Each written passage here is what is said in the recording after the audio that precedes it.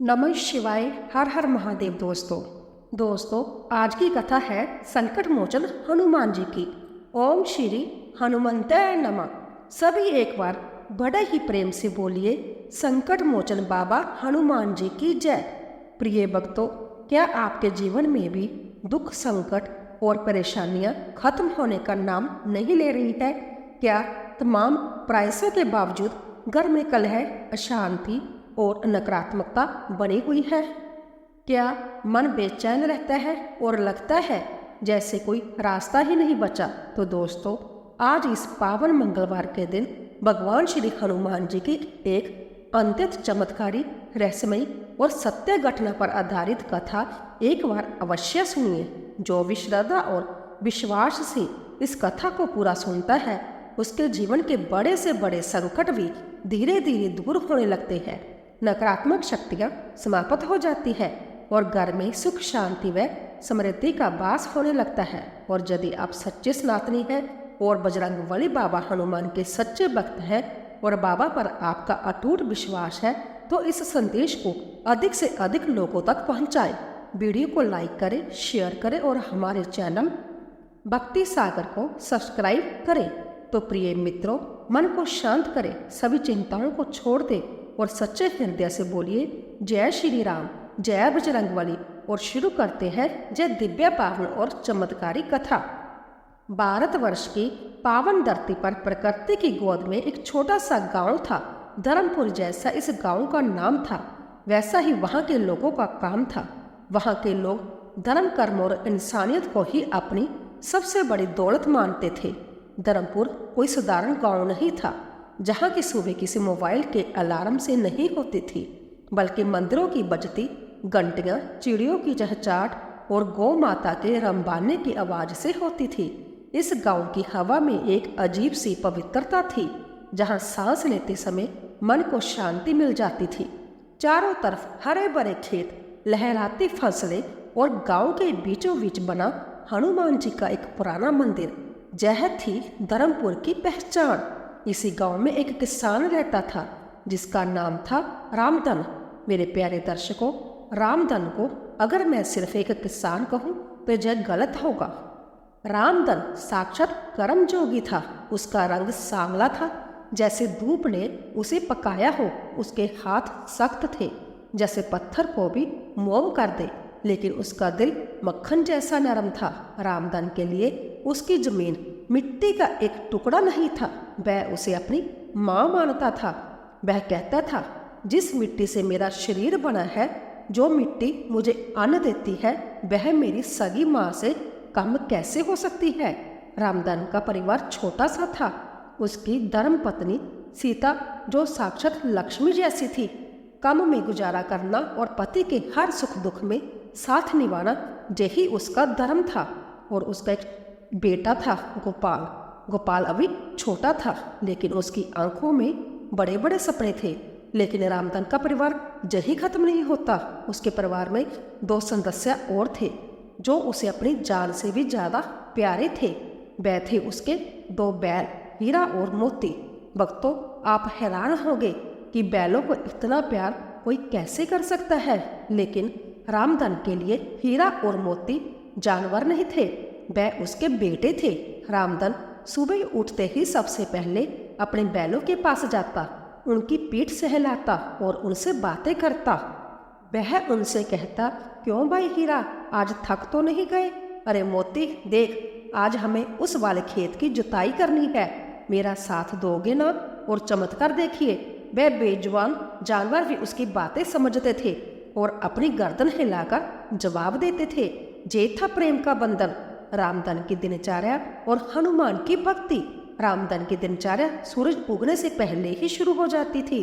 अभी तारे आसमान में टिमटिमा रहे होते थे। तभी रामधन अपनी खाट छोड़ देता, हाथ मुंह धोकर माथे पर तिलक लगाकर वह सीधा अपने खेतों की ओर निकल पड़ता। खेत पहुंचकर वह सबसे पहले झुककर धरती माता को प्रणाम करता। एक चुटकी मिट्टी उठाकर अपने माथे पर लगाता, जैसे कोई सिपाही अपनी वर्दी को चूमता है। फिर वह आसमान की तरफ देखता, हाथ जोड़ता और कहता, हे मेरे मालिक, हे मेरे बजरंगबली, आज का दिन सफल बनाना। मेरे शरीर में इतनी ताकत देना कि मैं इस धरती का पेट भर सकूं, ताकि यह धरती मेरे परिवार का पेट भर सके। रामधन हनुमान जी का बहुत बड़ा भक्त था। हर मंगलवार को चाहे कितना भी जरूरी काम क्यों ना हो, चाहे फसल की कटाई हो या बुवाई हो, रामधन हनुमान जी के मंदिर जरूर जाता था। गांव के पुराने पीपल के पेड़ के नीचे बने उस छोटे से मंदिर में सिंदूरी रंग के हनुमान जी की मूर्ति थी। रामधन वहां जाता, एक दिए में घी की बाती जलाता और आंखें बंद करके वहीं बैठ जाता। वह कभी भगवान से धन दौलत नहीं मांगता था। वह कभी जय नहीं कहता था कि हे प्रभु मुझे अमीर बना दो, जा मेरे घर में सोना बरसा दो। वह तो बस इतना कहता था, हे पवन पुत्र, मुझे बस इतनी शक्ति देना कि मैं किसी के आगे हाथ ना फैलाऊं। मेरा पसीना मेरी कमाई हो और मेरा ईमान मेरा साथी हो। मेरे बैलों को स्वस्थ रखना और मेरे खेत को हरा भरा रखना, बस इससे ज़्यादा मुझे और कुछ नहीं चाहिए। उसकी जाय निस्वार्थ भक्ति देखकर शायद हनुमान जी भी मुस्कुरा देते होंगे, क्योंकि सच्चा भक्त वही है जो भगवान से भगवान को नहीं मांगता है। प्रेम से बोले जय सिया राम। मेरे प्यारे भाइयों और बहनों, अगर आपको जय कथा सुनाने में आनंद आ रहा है और आपको राम धन की जय सादगी पसंद आ रही है, तो इस वीडियो को अपना प्यार जरूर दे। लाइक का बटन दबाए ताकि जय कथा और भी भक्तों तक पहुंच सके। समय बीतता गया। रामधन की मेहनत और हनुमान जी की कृपा से सब कुछ बहुत अच्छा चल रहा था। रामधन के खेत सोना उगल रहे थे। गेहूं की बालियां ऐसी लहला रही थी मानव हवा के साथ बातें कर रही हो। जब फसल कटती तो रामधन का आंगन अनाज के बोरों से भर जाता। सीता घर की रोटियां बनाती और उस रोटी से सौंधी खुशबू पूरे मोहल्ले में फैल जाती। रामधन, सीता और छोटा गोपाल तीनों जब शाम को साथ बैठकर खाना खाते तो उनके चेहरों पर एक सुकून होता था। वह शायद दुनिया के सबसे अमीर आदमी के पास भी नहीं होगा। रामधन का एक निवाला तोड़ता और पहले गोपाल के मुंह में दे देता है, फिर दूसरा निवाला अपने बैलों हीरा और मोती को खिलाता है और तब जाकर खुद खाता है। गांव वाले रामधन का उदाहरण देते थे, कहते थे मेहनत करनी हो तो रामधन जैसी करो और किस्मत हो तो रामधन जैसी हो। लेकिन कहते हैं ना कि समय का पहिया हमेशा एक जैसा नहीं चलता। सुख और दुख दिन और रात की तरह आते जाते रहते हैं और कभी कभी परीक्षा की घड़ी बिना बताए दरवाजे पर दस्तक दे जाती है। वह साल कुछ अजीब था। जेठ का महीना बीतने को था, लेकिन आसमान में बादलों का नामो निशान नहीं था। हर साल इस समय तक ठंडी हवाएं चलने लगती थी, मिट्टी में नमी आ जाती थी और किसान अपने हल तैयार करने लगते थे। लेकिन इस बार सूरज जैसे आग उगल रहा था। सुबह होते ही ऐसी तेज धूप निकलती थी कि इंसान तो क्या जानवर भी छांव ढूंढने लगते।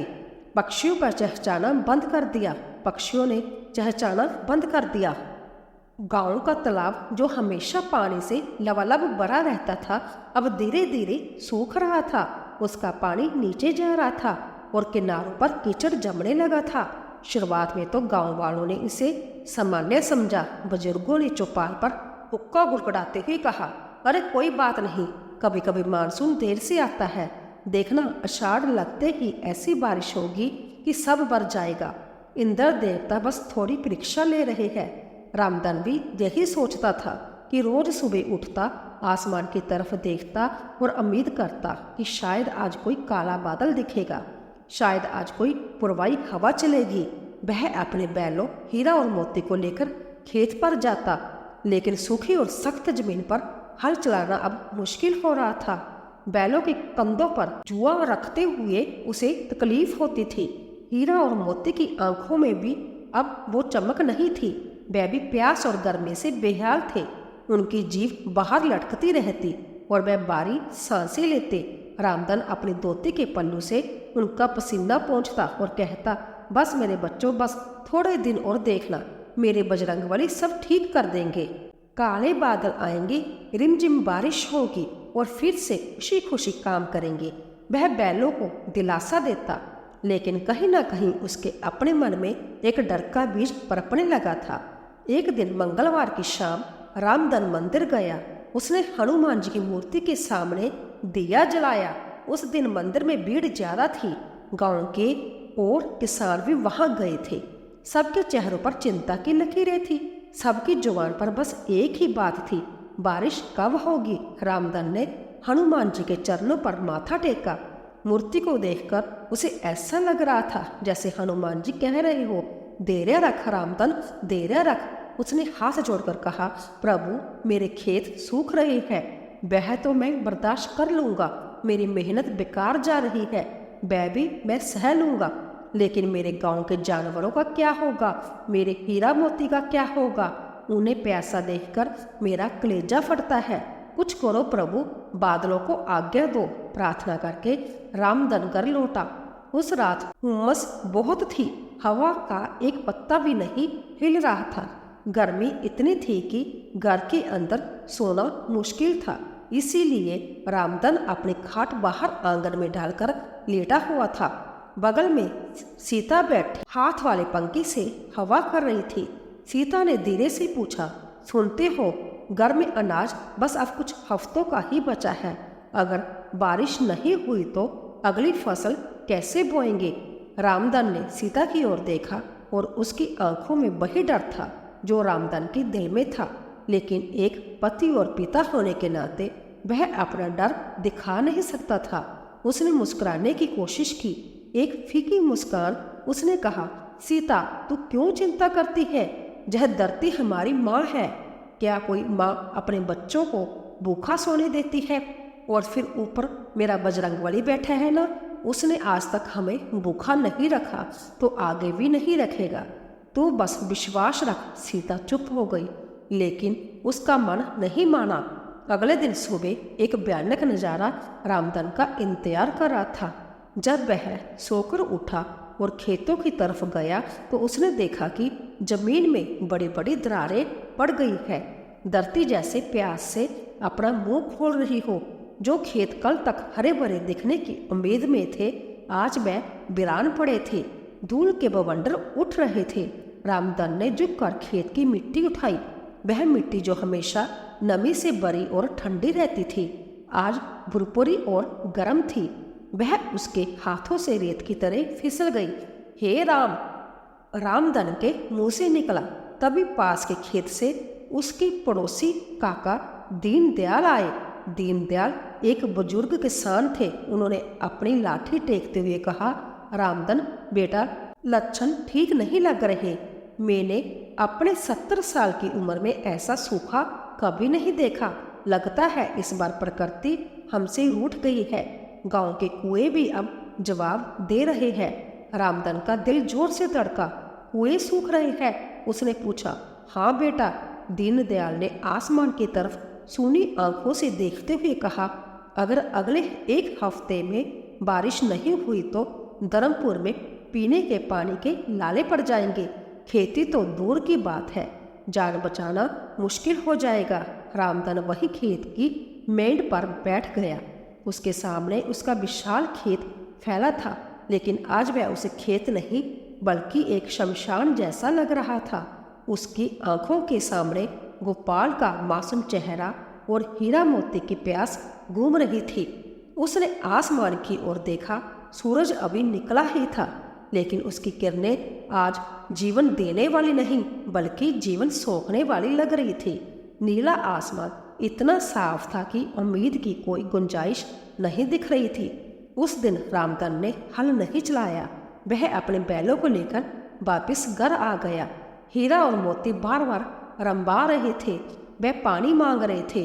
रामधन ने बाल्टी उठाई और पानी की नाद के पास गया, लेकिन नल में से पानी की बस एक पतली सी धार निकली और फिर हवा की आवाज आने लगी।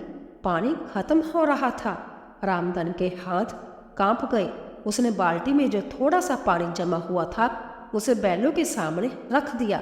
हीरा और मोती ने एक घूंट में ही वह पानी खत्म कर दिया और फिर उम्मीद से रामधन की ओर देखने लगे, जैसे पूछ रहे हो, और कहाँ है मालिक, अभी प्यास नहीं बूझी। रामधन की आंखों में से आंसू आ गए। वह उन बेजवानों से नजरें नहीं मिला पा रहा था। उसने उनके गले में बाहें डाली, रुआसे गले से बोला, माफ़ कर दो मेरे बच्चों, आज पानी कम है, कल पक्का बारिश होगी, कल हम जी भर के पानी पिएंगे। लेकिन क्या कल बारिश होने वाली थी? यह सिर्फ एक भयानक शुरुआत थी। धर्मपुर पर एक ऐसा संकट आने वाला था जो न केवल उनकी फसलों को बल्कि उनके विश्वास को भी जलाकर राख करने वाला था। रामधन अभी यह नहीं जानता था कि आने वाले दिनों में उसे कैसी कैसी परीक्षाओं से गुजरना होगा। उसे अभी यह नहीं पता था कि उसे भगवान को पाने के लिए नहीं बल्कि भगवान को साबित करने के लिए लड़ना पड़ेगा। दिन बीतते गए और स्थिति बद से बदतर होती गई। आषाढ़ का महीना आ गया, लेकिन बादलों का नामो निशान नहीं था। आसमान ऐसा साफ और नीला था मानो वह धरती की प्यास का मजाक उड़ा रहा है। धर्मपुर जो कभी हरियाली से भरा रहता था अब धूल और बवंडर का घर बन गया था। गांव के तालाब की जगह अब सूखी हुई फटी हुई मिट्टी बची थी। कुएं ऐसे सूख गए थे जैसे पाताल लोक में पानी छिप गया हो। धीरे धीरे गांव वालों को धैर्य जवाब देने लगा। अब जहां रहने का कोई फायदा नहीं था। पड़ोसी काका दीनदयाल ने अपनी बैलगाड़ी में सामान लादते हुए कहा। उनकी आंखों में आंसू थे। उन्होंने रामधन से कहा, बेटा रामधन, तुम भी चलो, शहर में मजदूरी कर लेंगे, कम से कम पेट की रोटी और गले को पानी तो मिलेगा। जहाँ रहे तो धरती हमारी कब्र बन जाएगी। रामधन ने देखा कि एक एक करके गांव के कई घर खाली हो गए। जिन घरों पर कभी तोरण सजे होते थे आज वहां बड़े बड़े ताले लटक रहे हैं। गलियों में जहां बच्चे खेलते थे आज वहां सिर्फ कुत्ते भौंक रहे हैं। पूरा गांव एक वीरान खंडहर में बदलता जा रहा था। लेकिन रामधन अपनी जगह से एक इंच भी नहीं हिला। उसने दीनदयाल काका से हाथ जोड़कर कहा, काका आप जाओ, मैं अपनी माँ को छोड़कर कहीं नहीं जा सकता। जब इसने मुझे सोना दिया तब मैं इसके साथ था। अब जब यह बीमार और सूखी है तो मैं इसे अकेला छोड़कर कैसे भाग जाऊं? यह गद्दारी मैं नहीं कर सकता। दीनदयाल काका सिर हिलाते हुए चले गए, यह सोचते हुए कि रामधन पागल हो गया है। जब मुसीबत आती है तो लालच भी अपने पैर पसारता है। एक दिन शहर से एक बड़ी गाड़ी गांव में आई। उसमें से एक मोटा सेठ उतरा। नाम था सेठ धनीराम। वह जमीन का दलाल था। उसे पता चला था कि धर्मपुर में सूखा पड़ा है और लोग कौड़ियों के दाम जमीन बेच रहे हैं। सेठ धनीराम सीधे रामधन के पास आया। रामधन उस समय अपने सूखे खेत में बैठा सूखी मिट्टी के डेले फोड़ रहा था। सेठ ने अपनी छड़ी घुमाते हुए कहा, क्यों भाई रामधन, सुना है तुम्हारे हालात बहुत खस्ता है। देख, मैं तेरे भले के लिए आया हूँ। यह बंजर जमीन मुझे बेच दे, मैं जहाँ एक बड़ी फैक्ट्री लगवाऊंगा, तुझे मुंह मांगी कीमत दूंगा। उस पैसे से शहर जा, कोई दुकान खोल ले और ऐश कर। क्यों इस मिट्टी में मर रहा है? रामधन ने धीरे से सिर उठाया। उसकी आंखें लाल थी, चेहरा धूप में जला हुआ था, लेकिन उसकी आवाज में एक गजब की दृढ़ता थी। उसने मुट्ठी भर मिट्टी उठाई और सेठ के सामने रख दी। बोला, सेठ जी, यह मिट्टी आपके लिए पैसा होगी, मेरे लिए यह मेरी माँ है। क्या कोई बेटा अपनी माँ को इसीलिए बेच देता है क्योंकि वह बीमार है? आप अपनी दौलत अपने पास रखिए, मेरी जमीन बिकाऊ नहीं है। सेठ ने हंसते हुए कहा, पागल है तू, जहाँ भूखा मरेगा। तेरे यह बाल हीरा और मोती कल तक मर जाएंगे, देख लेना। सेठ चला गया, लेकिन उसकी बातें रामधन के दिल में तीर की तरह चुभ गई। हीरा और मोती की पीड़ा रामधन से देखी नहीं जा रही थी। सेठ की बात सच साबित होने लगी थी। हीरा और मोती जो कभी शेर जैसे दिखते थे अब हड्डियों का ढांचा बन चुके थे। पानी की कमी के कारण वह अब खड़े भी नहीं हो पाते थे। उनकी जीभ बाहर निकली रहती और वह बस रामधन को देखते रहते। घर में जो थोड़ा बहुत पानी था वह सीता और गोपाल के लिए भी कम पड़ रहा था। सीता ने अपना हिस्सा बचाकर बैलों को दे दिया, लेकिन वह ऊंट के मुंह में जीरे जैसा था। एक रात गोपाल रोते हुए उठा, बाबा प्यास लगी है, गला जल रहा है। रामधन के पास देने के लिए पानी नहीं था। मटका खाली था। उसने बेटे को सीने से लगा लिया और उसकी आंखों से आंसू बह निकले। बस बेटा बस, सुबह तक रुक जा, मैं पानी लाऊंगा, चाहे मुझे पाताल चीरना पड़े, मैं पानी लाऊंगा। उसी रात रामधन को नींद नहीं आई। वह उठा और सीधा हनुमान जी के मंदिर गया। मंदिर वीराना था, दिया जलाने के लिए तेल भी नहीं था। रामधन अंधेरे में ही मूर्ति के सामने बैठ गया। प्रभु, वह चिल्लाया। उसकी आवाज़ में दर्द और शिकायत दोनों थी। मैंने कभी अपने लिए कुछ नहीं मांगा, लेकिन आज मेरे बच्चे प्यासे हैं, मेरे जानवर मर रहे हैं। क्या यही तेरी कृपा है? लोग कहते हैं तू संकट मोचन है, तो आज मेरा संकट क्यों नहीं हरता? तब मंदिर के बाहर तेज हवा का एक झोंका आया। पुराने पीपल के पेड़ के पत्ते पीपल के पत्ते खड़खड़ाए। रामधन की नज़र मंदिर के पीछे एक पुरानी सूखी जगह पर पड़ी, जहाँ कुछ झाड़ियाँ उगी। उसे अचानक अपने दादाजी की कही बात याद आ गई। दादाजी कहते थे, बेटा, जहाँ हनुमान जी का मंदिर है वहाँ प्राचीन काल से एक जल स्रोत है। कहते हैं वहाँ गंगा मैया की एक गुप्त धारा बहती है, बस सच्ची मेहनत की जरूरत है। रामधन की आंखों में एक चमक आ गई। यह विचार उसके मन में हनुमान जी की प्रेरणा से बनकर ही आया था। उसे लगा जैसे बजरंग बली कह रहे हो, मांग मत रामधन, कर्म कर, हाथ पर हाथ धरने से पानी नहीं बरसेगा, पसीना बहाएगा तो पत्थर भी पानी निकालेगा। अगली सुबह जब सूरज भी नहीं निकला था, रामधन ने अपना फावड़ा और कुदाल उठाई। पिता ने पूछा, कहाँ जा रहे हो? रामधन ने दृढ़ता से कहा, पानी लाने। वह मंदिर के पीछे वाली उस पथरीली जमीन पर पहुंचा। उसने एक गोला बनाया, हनुमान जी का नाम लिया, जय बजरंगबली, और पहला बार जमीन पर किया। आवाज आई, खटाक। जमीन पत्थर जैसी सख्त थी। फावड़ा टकरा कर वापिस आ गया। रामधन के हाथों में झंझनाहट हुई, लेकिन वह रुका नहीं। उसने दूसरा बार किया, फिर तीसरा, फिर चौथा। सूरज ऊपर चढ़ा आया, धूप तीखी होने लगी। रामधन अकेला उस बंजर जमीन को खोद रहा था। गांव के कुछ लोग बचे थे, वह वहां जमा हो गए। वह उस पर हंसने लगे। और देखो, रामधन पागल हो गया है। एक ने कहा, जहाँ पानी ढूंढ रहा है, जहाँ तो 100 साल से धूल उड़ रही है। दूसरा बोला, छोड़ दो रामधन, क्यों जान दे रहे हो? लेकिन रामधन को कुछ सुनाई नहीं दे रहा था। उसके कानों में बस अपनी फावड़े की आवाज़ सुनाई दे रही थी, खट खट खट। और उसके होंठों पर बस एक ही नाम था, जय श्री राम, जय हनुमान। 2 दिन बीत गए। रामधन दिन रात खोदता रहा। उसके हाथों में छाले पड़ गए, छाले फूटे, उनमें से खून बहने लगा। फावड़े की लकड़ी खून से लाल हो गई। उसका शरीर पसीने में नहाया हुआ था, लेकिन गला सूखे कांटे जैसा था। उसने कसम खाई थी कि जब तक धरती से पानी नहीं निकालेगा, वह खुद पानी नहीं पिएगा। गोपाल, उसका छोटा बेटा, अब अपने पिता के साथ आ गया था। वह अपनी छोटी सी कटोरी में मिट्टी भरकर बाहर फेंकता। सीता भी आ गई थी। पूरा परिवार अब उस गड्ढे में जुटा था। यह देखकर गांव वालों की हंसी बंद हो गई। वह चुपचाप तमाशा देख रहे थे। तीसरे दिन दोपहर थी। गर्मी अपने चरम पर थी।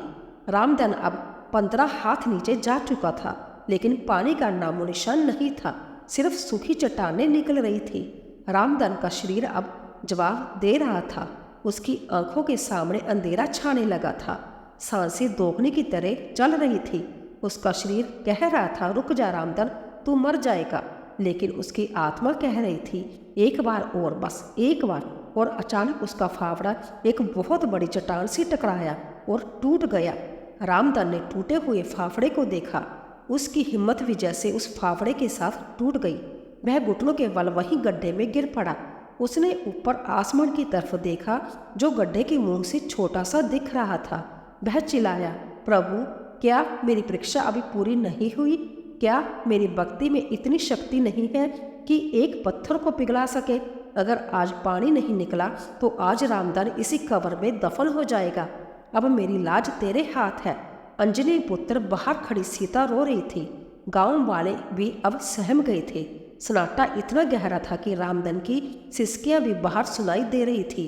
तभी रामधन ने अपनी बची कुची ताकत सिमटी। उसने पास पड़ा एक बारी सब्बल उठाया, उसने आंखें बंद की। उसे अपने प्यासे बैलों का चेहरा देखा, उसे अपने प्यासे बेटे का चेहरा देखा। उसने पूरी ताकत, अपना पूरा क्रोध, अपनी पूरी भक्ति उस एक बार में लगा दी। जय श्री राम हुकारा के साथ उसने बस सबल पूरी ताकत से उस चट्टान पर मारा। चट्टान चटकने की जोरदार आवाज आई और फिर एक छड़ की खामोशी।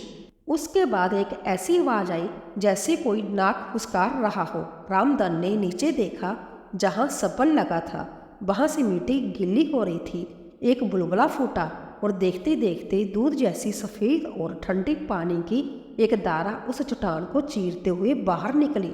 रामधन के चेहरे पर पानी की छींटें पड़ी। वह हंसा जा रोया, उसे खुद नहीं पता चला। वह पागलों की तरह उस कीचड़ और पानी में लौटने लगा। आ गया सीता गोपाल, पानी आ गया, मेरे प्रभु ने सुन ली। रामधन के उस गहरे गड्ढे से पानी की धारा अब तेज हो गई थी। वह सिर्फ गीली मिट्टी नहीं थी, बल्कि एक फव्वारा फूट पड़ा था। पानी इतना साफ और शीतल था जैसे सीधे हिमालय से आ रहा हो। रामधन, सीता और नन्हा गोपाल तीनों उस कीचड़ और पानी में सरोवर थे।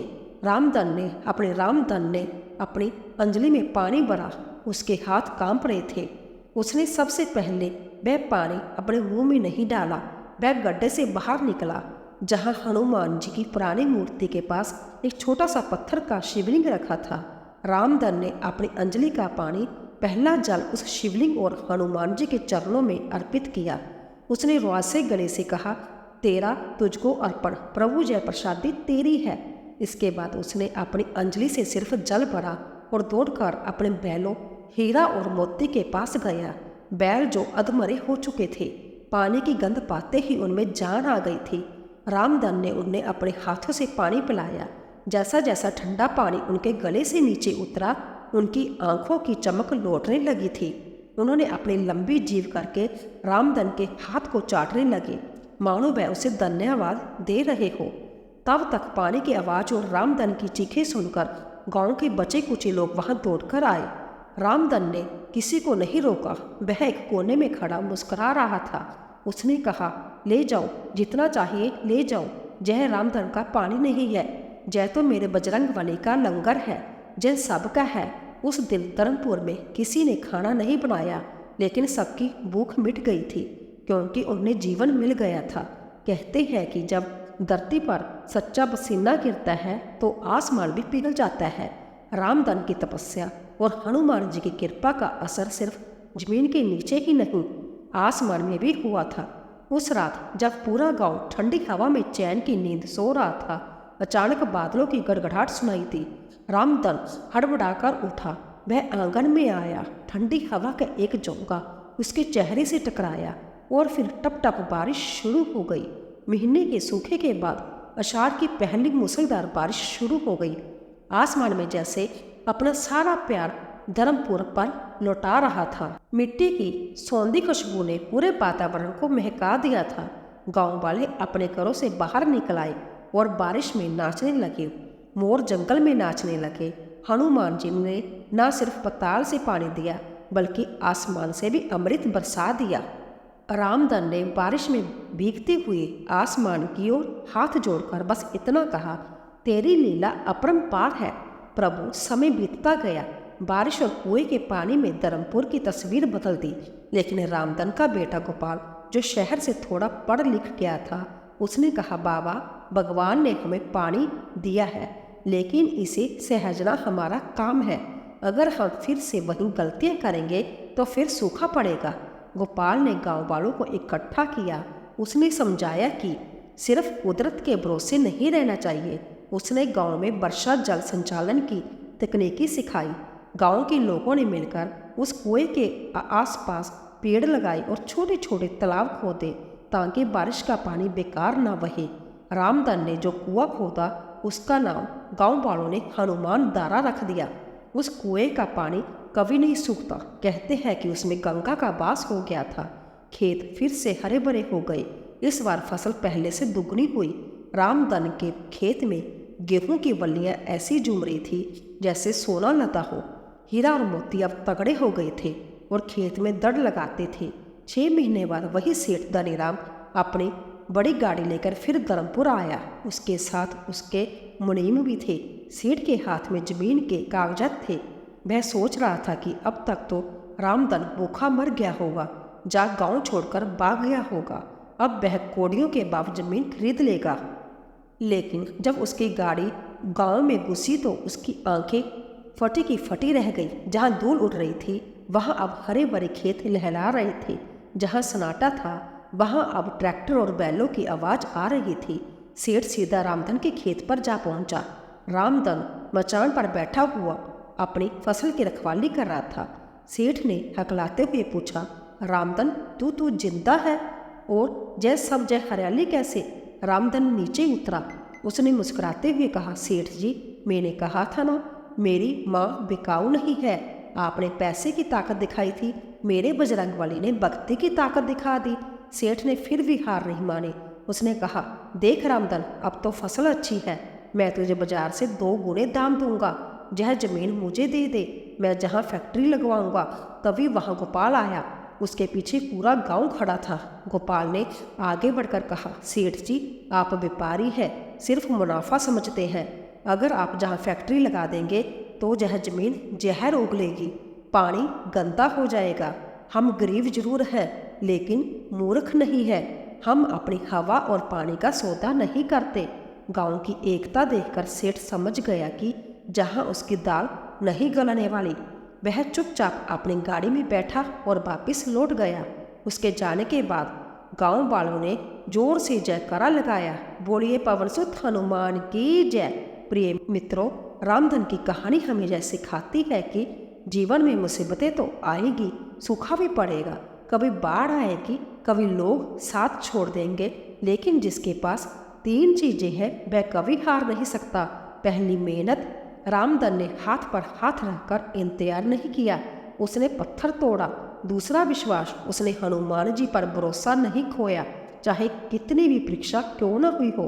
तीसरा प्रकृति प्रेम, उसने अपनी जमीन और जानवरों को परिवार माना, सौदा नहीं किया। अगर आज धर्मपुर एक आदर्श गांव है, वहाँ के लोग जानते हैं कि असली पूजा मंदिर में घंटा बजाना नहीं बल्कि अपने कर्म को ईमानदारी से करना और एक दूसरे का साथ देना है। हनुमान जी उसी की मदद करते हैं जो खुद अपनी मदद करने का साहस रखता है। बोलिए पवन सुत हनुमान की जय, बजरंगबली की जय। अगर आपको हनुमान जी की जय कथा पसंद आई हो तो कमेंट में जय बजरंगबली जरूर लिखें और इस वीडियो को लाइक करें। मिलती है अगली वीडियो में एक नई कहानी के साथ। तब तक के लिए राम राम।